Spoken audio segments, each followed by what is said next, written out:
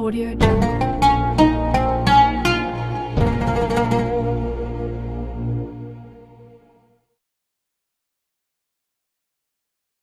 Assalamualaikum warahmatullahi wabarakatuh. Bismillahirrahmanirrahim. Alhamdulillah. Wala hawla wala quwwata illa billah. Allahumma salli wa sallim ala sayyidina Muhammadin Mittahi babi rahmatillah adada ma fi ilmillah salatan wa salaman bidawami mulkillah wa ala alihi wa sahbihi wa man wala. Pertama-tama marilah kita senantiasa tiada bosan-bosannya untuk mengucapkan kalimat alhamdulillah atas berbagai nikmat dan karunia yang senantiasa Allah berikan kepada kita baik lahir maupun batin. Semoga Allah selalu menolong kita untuk berbuat taat kepadanya dan menjauhi daripada apa yang dilarangnya. Dan mudah-mudahan dengan senantiasa kita dapat beristiqamah dalam satu majelis ilmu. Mudah-mudahan Allah sehatkan badan kita. Allah murahkan kita rezeki yang halal lagi banyak. Allah panjangkan umur kita dalam ketaatan. Allah hindarkan kita daripada berbagai macam bala dan penyakit. Dan kita berharap mudah-mudahan dosa-dosa dan kesalahan-kesalahan baik pada diri kita, pada keluarga kita, kedua orang tua kita, guru-guru kita, jiran-jiran tetangga kita diampuni oleh Allah Subhanahu wa taala sehingga nantinya kita memperoleh suatu keberuntungan baik di dunia terlebih lagi di akhirat. Amin ya rabbal alamin.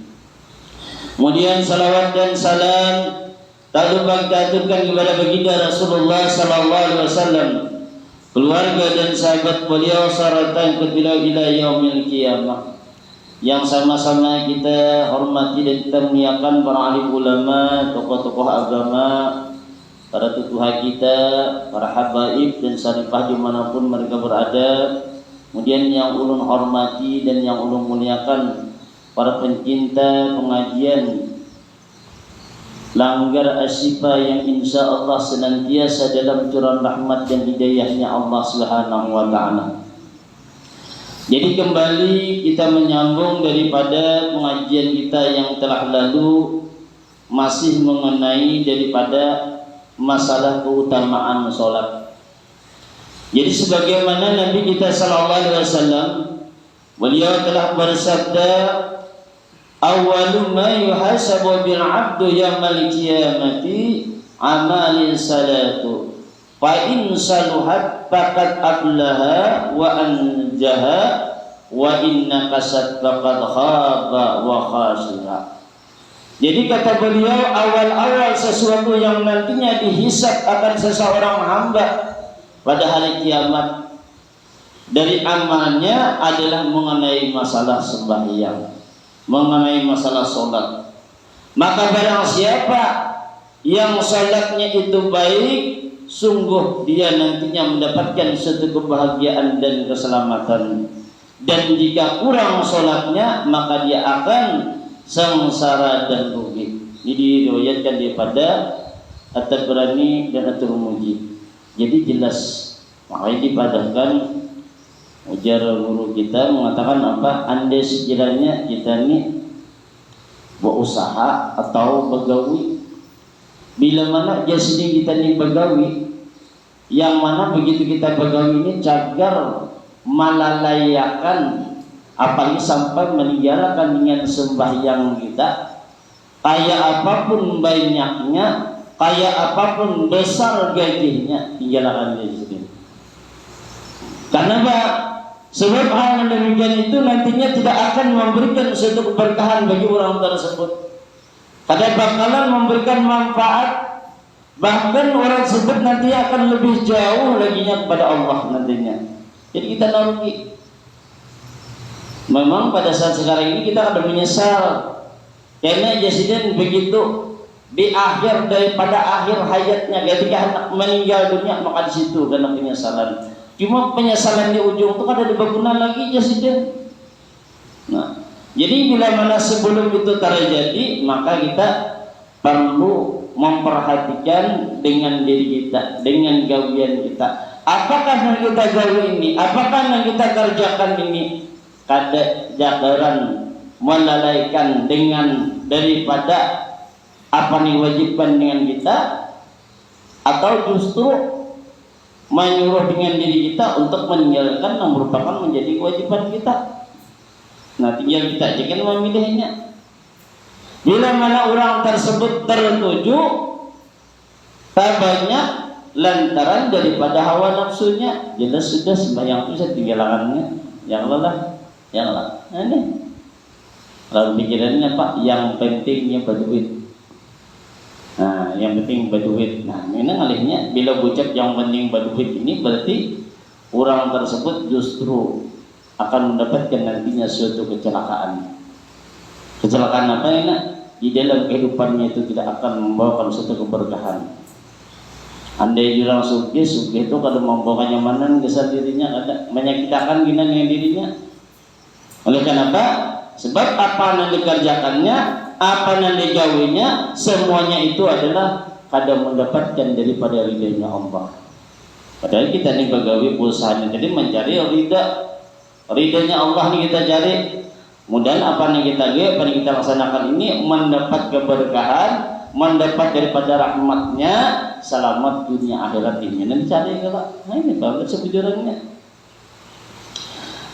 Kemudian lagi maka menjadi suatu kewajiban bagi orang tua atau daripada kakeknya atau neneknya untuk menyeru daripada anak atau cucunya untuk daripada sholat jika sudah mereka tadi berumur 7 tahun. Dan memukulnya jika ia berumur 10 tahun apabila ia meninggalkan dengan sembahyang. Maka daripada itu kita terkadang melihat kekanakan tulang kalanggar, tulang ke masjid, jadi banyak kenakan banyak. Yang kekanakannya tadi baru jauh kayak orang berjalan di waktu bang sudah. Ya Allah, kadang mau ditangkap hatinya anak, iya lah. Terkadang bisa anak-anak itu buka-bukaan di masjid, dilanggar itu jangan dilarang. Bila mana masih ada kekanakan mau turun ke langgar, mau datang ke musala, mau datang ke masjid, itu berarti masih ada harapan, artinya baik masih generasi kita. Tapi bila mana kekanakan itu kadang mau lagi ke langgar, kadang mau lagi ke masjid, kadang mau lagi ke musala, nah jagaran binasa generasi ini. Jagaran kosong. Makanya lihat kita di majelis ini. Nang banyak orang tua berdan Allah. Ya Allah lah banyak. Ya Allah lah banyak orang tua. Nah kayak pengajian khusus kesan orang tua ya lah. Nah kayaknya kayak dikhususkan untuk orang-orang nang tua ada padahal. Padahal yang namanya pengajian, namanya menuntut ilmu tadi kadang terkhusus kesan orang tua aja. Bagus reginya anu lebih bagus lagi. Supaya apa? Memahaminya dengan ilmu-ilmu agama itu tadi. Supaya kada merugikan dengan ini kita. Ini tadi, mungkin tadi sayang gitu, bang tadinya sayangnya seakan-akan di mana-mana aja. Dan ngaran pengajian ini banyak memang kebanyakan kebabinian taros. Ya Allah lah, ya ada. Makanya daripada akalnya gitu. Setiap daripada suatu zaman nanti datang suatu zaman di mana zaman tersebut kena baginya anak ini bisa bandingnya kena 1 sampai 40 sampai 60. Dikira tadi bandingan itu tadi kawin kayak yang mana-mana ya nah. Ada manusianya datangnya. Datang nama jenis ilmu nih. Banyak babiniannya. Cuma jika dilihat di neraka oleh Rasulullah, yang paling banyak 2 binian juga. Padahal melihat itu ke majelis taklim paling banyak babinian. Ya Allah lah, arisan nang mengadakan babinian. Apalagi macam-macam pokoknya kegiatan-kegiatan keagamaan banyak babinian.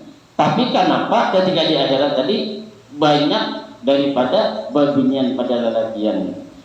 Nah itu diantaranya adalah maka kita harus menjaga salah satu daripada alat anggota kita yang paling berbahaya ini adalah mengenai daripada montong kita. Ini nampak bahaya benar. Nang tagar nang banyak merusak dengan amal itu ialah lidah pemandiran kita. Benar kebanyakan nambah kumpulan nang rami pemandiran tak banyak babinian juga ya lah bro. Ya kada bro sunyi banyak yang bisa lagi kayak kada dan tadi hanya hati-hati apalagi belum puasa gini.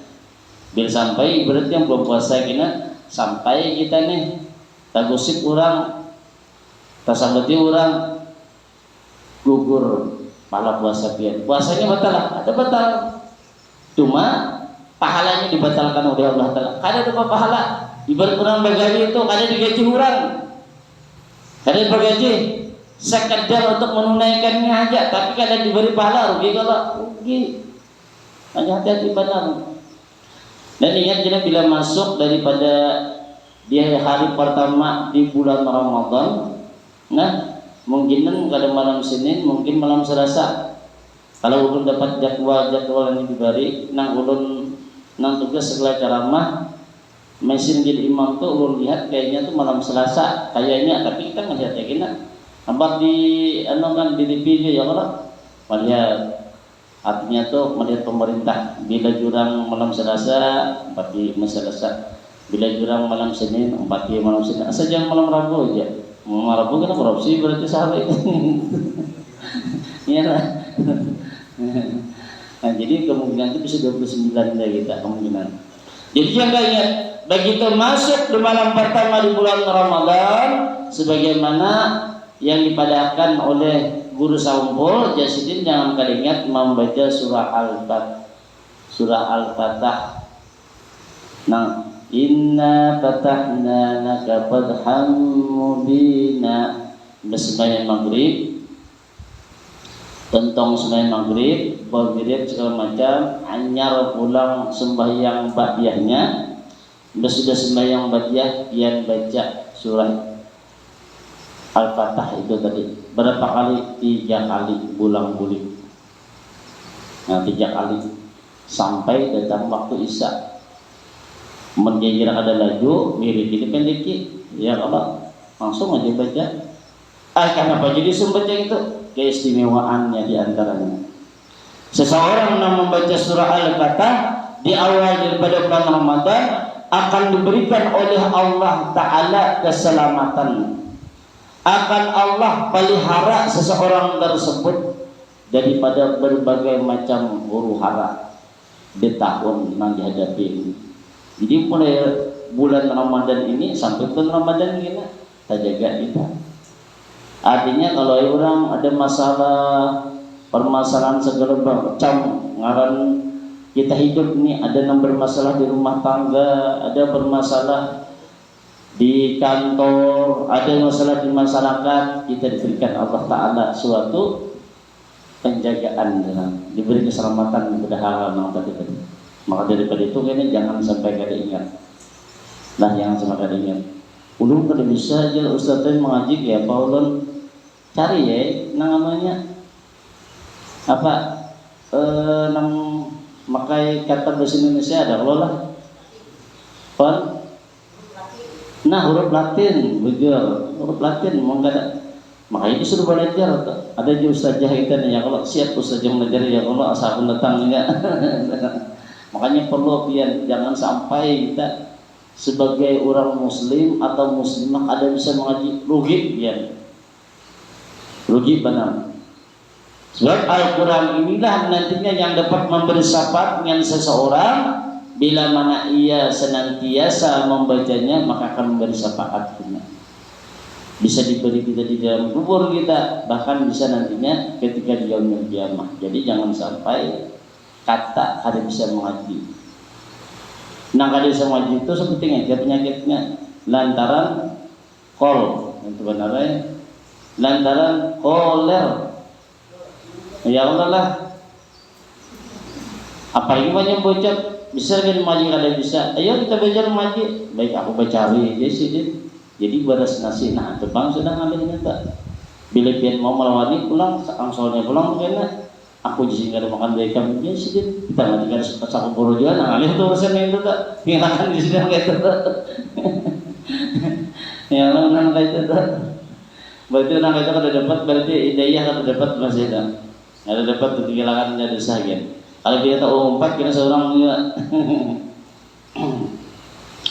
ya sebagaimana Rasulullah SAW bersabda kata Rasulullah mursabi bisalati idza balaga sab'a sinina wa idza balaga asra sinina fatribuhu 'alaiha maka perintahkanlah kepada anak-anakmu untuk mengerjakan sembahyang jika mereka telah mencapai daripada umur 7 tahun dan jika berumur 10 tahun pukullah dia jika ia meninggalkannya. Nah jadi diwajibkan jujur benar nyati memukul tujuan adalah kada untuk menyakiti dan di dalam riwayat yang lain muru auladakum bisalati wa hum abna'u sab'i sinina wadribuhum 'alaiha wa hum abna'u 'ashrin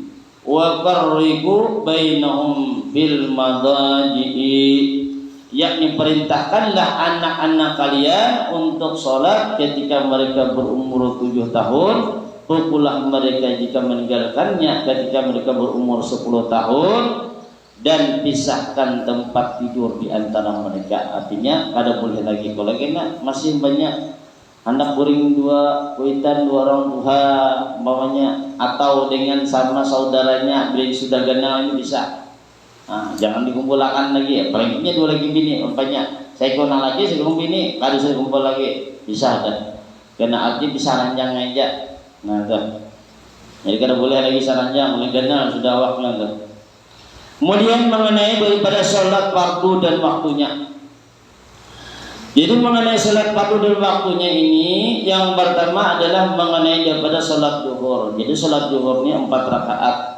waktunya mulai tergelincir matahari sampai bayang-bayang sesuatu yang telah sama dengan panjangnya. Nah, jadi kita lihat umpamanya kalau umpamanya kita tahutan bagawi umpamanya menyampaikan kehapakan oleh lantaran kita nih ibaratnya kalau bersama jam segala macam ya ini bayang-bayang itu sama dalam ini. Nah, awak membedakannya kalau melihat bayang-bayang tuh hambaya ini jadi kita sama ada. Bilanya bayang-bayangnya itu sama dengan panjangnya berarti itu mulai masuknya daripada sholat zuhur tersebut tadi. Nah, jadi kalau kita menginginkan sudah melihatnya dari bayang-bayang itu tadi. Kemudian yang kedua sholat asar. Sholat asar ini dikerjakan 4 rakaat. Waktunya mulai habis waktu zuhur sampai terbenam matahari. Nah, kalau kita melihat tuh, cuma jangan sampai 2 6 bilang hendak hilang sudah tentang maghrib jangan. Dan jangan sampai kita tertinggal daripada sholat asar ini. Makanya sholat asar ini hati-hati benar. Sebab kenapa? Sebab bila mana kita kada tagawi dengan sholat asar ini dapat merusak dengan amalan ibadah-ibadah yang lain. Nah ini, jadi hati-hati benar kita asar ini. Dan asar ini terkadang kita keasikan. Nah, kenyamanan orang tuh. Akhirnya bisa tak maghrib kena oleh kenyamanan, keasikan. Nah, makanya jangan sampai ibaratnya kita terlena dengan gawian kita, dengan usaha kita. Sehingga akhirnya melalaikan kita menggawi dengan mengerjakan sembahyang asar ini tadi. Kemudian salat maghrib ini dikerjakan 3 rakaat. Nah, digawi 3 rakaat, waktunya mulai terbenamnya matahari sampai hilang bercak merah pada langit daripada sebelah barat. Nah, kita nyaman di pinggir pantai ini ya kalau itu sampai bila kita lihat sudah tinggalan bujur-bujur tuh ya sudah tak jar urang kada jan gelam macam sudah berarti ya sudah tak sampai sudah berbuka ini puasanya kalau tapi ini ramilah cuma terkadang kita ni lah nangalihnya itu Ajen ini terkadang ada yang tadahulu, ada yang tadudi. Ya Allah lah, terkadang ada yang tadahulu, terkadang ada yang tadudi. Jadi kan bila kita ibaratnya puasa gini, jangan berpilih. Bila berbuka menjadi berdahulu, bila nang basawar jadi nang bila tadudi. Mana tadudi? Kalau kita tahu ini dia orang sekarang merandau juga nyesam. Jadi dicari itu ibaratnya tuh nang terbanyak lah ibaratnya mengkawal supaya pasti benar kan. Jelas sih itu nang hari dulu. Kalau yang ini berarti babi sedang langsung buka. Kalau kena khawatir itu ini kan HP banyak. Tak dengar aja sudah biar orang aja yang tahu soal HP dimainin orang. Nah ini ada ini tak. Ulun dulu pernah waktu Samarinda, entah waktu Maigau kah, sembahyang asar, sebelum melaksanakan sembahyang asar tuh ajan, bayinya ajan nih, bas hayya 'alal falah, tuntang as-salatu khairum minan naum, ya kuriakan orang, subuh gerang. Padahal sembahyang asar, apa bukanya timbul asar tuh hari minan naum, kalau lontok. Kamana pikiran atau pikiran aja tadi maka timbul tak kasih itu. Padahal harinya masih siang, anak manggil semua asar, cuma ketika ajan tak bawa kalimat asar atau akhir menom, jadi pakiranya waktu itu subuh pakiranya nih jangan kali dikureki orang tuh tarusakannya tak orang kuliah kan subuh mantap main. Jadi dilihat hati jam tuh deh jam berapa tuh ini waktu asar, mereka kada sadar itu dia. Makanya bila kita bangun nanti bangun itu jangan langsung mencagat berdiri. Kalau baik ini dia begitu mendengar orang mengaji kena langsung mengaji guru besar langsung. Jangan. Nah ini tahajud. Nang tahajud ini berbahaya otak kita. Membahayakan. Andai kita tak gugur itu bisa menimbulkan dikhawatirkan kalau bina stroke macam. Jadi baduduk di bawah sama menit jadi orang akan tenangkan dulu kepala kita supaya menetralkan kepala kita supaya jangan takajud. Sudah kita berduduk sama menit ya bawahnya ini hanya kita berdiri, jangan langsung berdiri. Jangan kayak itu kita mandi jangan langsung menghubungi ke kepala, jangan dari bawah dulu pegangan sampai dulu bertahan dulu, hanya kita mengingat gigi kah dulu, membasuh muka kah dulu, sudah pina talawas hanya kita menghubungi kepala. Bila langsung ke kepala tuh jangan jurang dinampakkan berfokus kepala dia enggak oleh panasnya tuh nanti. Makanya bila kita langsung kepala tuh andai kita tak gugur di WC itu, makanya banyak orang tuh terkadang bisa kena stroke ya Allah lah oleh lantaran tidak salah tata caranya. Maka daripada itu kita jangan tak salah ketika kita mengerjakan sesuatu hal yang sudah diajari. Makanya di dalam daripada rukun-rukun ibaratnya nang syariat itu sudah diajar berarti tinggal kita aja lagi mengamankannya, maka perlu dituntut tadi supaya kada menimbulkan masalah kena dengan diri kita. Maka itu kita bujur-bujur menuntutnya. Kemudian yang berikutnya adalah sholat waktu isya. Isya ini adalah berjumlah 4 rakaat dan waktunya mulai hilang daripada bercak merah pada langit sebelah barat sampai terbit fajar shadiq. Nah, ini yang mandian. Kemudian yang kelima adalah sholat subuh 2 rakaat. Nah, jangan sampai ibaratnya tertinggal dengan sembahyang sunat subuh qabliyah. Berkurang tertinggal dengan sholat sunat subuh qabliyah, apalagi kita tinggal dengan sembahyang subuhnya tuh itu lebih rugi daripadanya kerampokan di rumah. Oleh kenapa?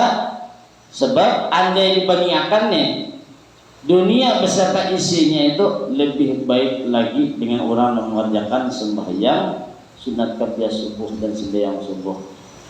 Umum ibadahnya dibandingkan gitu deh. Maka daripada itu jangan sampai kita ketinggalan dengan demikian. Perhatian, sesungguhnya sholat yang dirasa paling berat oleh orang-orang yang munafik itu adalah sholat isya dan sholat fajar, sholat subuh. Nah, itu paling benar itu. Paling benar ya Allah. Makanya jangan ada kata itu kalau zuhur di pekerjaan asar, di perjalanan maghrib kecapean, isya kauyuhan, subuh kasiangan. Nah, jadi berat benarnya menggauli sembahyang isya dengan sembahyang subuh. Tuh, menyatakan benar. Dan seandainya mereka itu tahu pahala yang ada pada keduanya itu, niscaya mereka akan mendatangi keduanya tadi walaupun dengan merangkak. Nah, diriwayatkan oleh Imam Bukhari dan Muslim. Saking besar nilai yang pahala yang Allah berikan dengan sholat 62 ini tadi. Maka dari itu kita jaga daripada ibadah masalah sembahyang kita. Mudah-mudahan kita pun dipelihara oleh Allah Ta'ala dan dimurahkan rezeki dengan kita, dihindarkan daripada kesempitan hidup kita di dalam kita menjalani kehidupan di dunia ini. Mungkin ini yang dapat saya sampaikan. Mudah-mudahan ada faedah dan manfaatnya itu semua. Terima kasih atas perhatian. Mohon maaf atas kekurangan dan kesilapan. Wallahu a'lam. Assalamualaikum warahmatullahi wabarakatuh.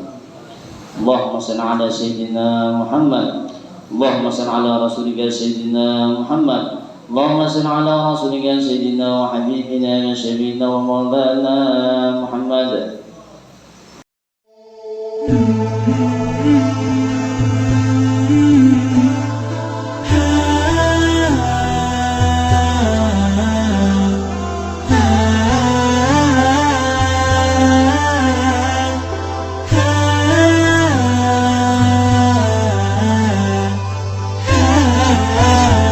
Terima kasih telah menonton. Semoga bermanfaat. Jangan lupa subscribe, like, komen, dan share. Barakaullah.